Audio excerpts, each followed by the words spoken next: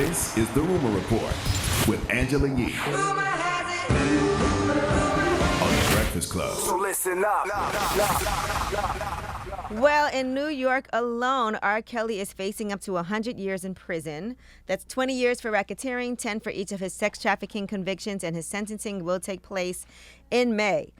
In the wake of all of that, his ex-wife of 13 years, Andrea Kelly, has spoken about her feelings after he was convicted, and here's what she had to say. Well, I sit in a very difficult place because unlike the rest of his victims, I also share children with him. I was married to him, so I wear two hats. I wear the hat of a survivor and an advocate, but I also wear the hat of a mother and an ex-wife. So it's very difficult for me. I feel that my heart is in two places. My heart definitely goes out to the survivors and the courage that it takes to even come forward and tell the story. But my heart breaks as a mother because this is now the legacy that my children will have to deal with and their children's children. At the end of the day, you cannot walk away from your bloodline. Yeah, I mean, I know she's a victim, but I'm sure she still has to want him to go to jail because she is a victim. Yeah, she didn't say she didn't want him to go to jail. That's what I mean, yeah. But I mean, even for herself. She said she wears two hats, but she has to want him to go to jail. She's a victim. She's seen the things that he's done to these women and herself. So you got to want him to go to jail for a long time. It was interesting to me that people were mad at her. Why? She was responsible and she knew what was going on and not understanding the things that she went through as well. She said at one point it was so bad she contemplated suicide at her lowest point. And when she was on The View, she talked about how she was physically and mentally abused while they were married. She said at one time he hogtied her in the bed, raped her, and then fell asleep without untying her. And she said she suffers from PTSD. And she wants to help out other victims as well.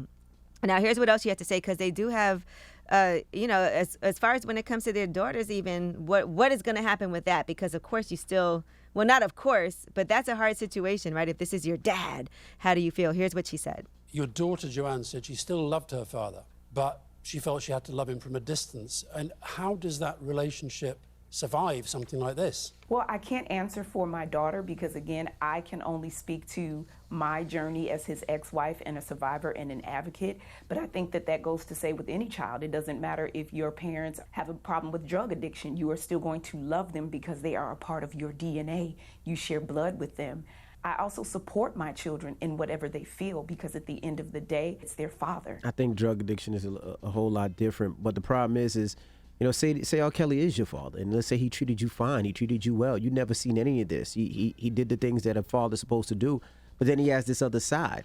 How do you deal with that? Do you still visit your dad that treated you well and supported you all your life, but you didn't know that side? Or do you say, nah, this was a nasty side, I don't want to be nowhere near this person? I'm sure it's up to the individual. Yeah, that's a tough one. And everybody handles that differently. Because we could say what we want to say, but like, I would never, but that's not your dad. He didn't, she might not have known this side.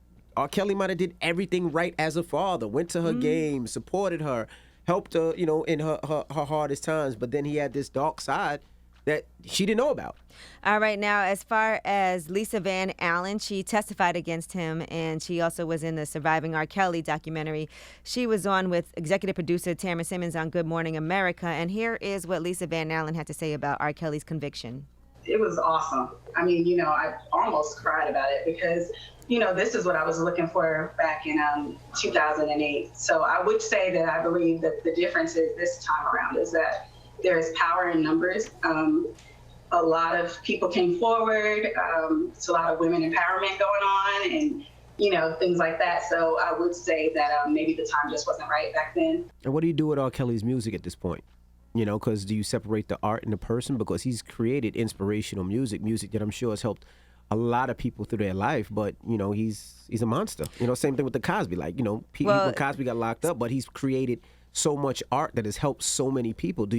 What do you do in that situation? Speaking of Bill Cosby, his spokesperson, Andrew Wyatt, spoke to TMZ, and here is what he said about what Bill Cosby thinks at a time like this. Oh, boy. We talked about it today, and the first thing he said, he was like, look, the guy was railroaded. As he said that Gloria Allred did the same thing that she did with him. You parade women out, and you stir up the public sentiment to go against him. And that's what they did to R. Kelly. I see R. Kelly having a strong case on appeal. And I think when he gets to the appellate court and when he gets to the highest court in the land, I think we'll see a conviction overturned. Yeah, sometimes Cosby and his representation should just be like, it's not my case, let me mind my business. It's totally two different things. You had doctors say that they knew R. Kelly had STDs and he was known giving it to other women, that he's known for, no, it's totally two different and things. And Andrew Wyatt man. had some more to say. As we said, this is Bill Cosby's spokesman about Bill Cosby. About R. Kelly. This is an assault on successful black men who are doing great things. I think it's unfortunate that this man, even before he was ever brought to trial, he wasn't given bond. He had to sit in jail. We see Harvey Weinstein, who was out on bond. We see the black and white issue. We see this cancel culture issue in America. And we see what's the assault on successful black men who have wealth. And that's what we're seeing today. Sometimes you just got to be quiet. Sit down and just be quiet. Doesn't concern you. Just mind your business. All right. Well, that is your rumor report. Cosby, you're out, you're home. I know you're trying to get back into doing comedy shows. Just it's no reason to even respond. His case has nothing to do with your case. Your representation should not be talking on another man's case. It's probably the last person you want to. Yeah, it's the last person you want defending you at this point. Okay. All right, well, that is your rumor report. Up next, Donkey Today. Charlamagne is out, so if you want to give Donkey Today, you can. And also, Ask a Yee. All right, you can get on the phones if you need relationship advice, any type of advice. Call us now. It's The Breakfast Club. Good morning.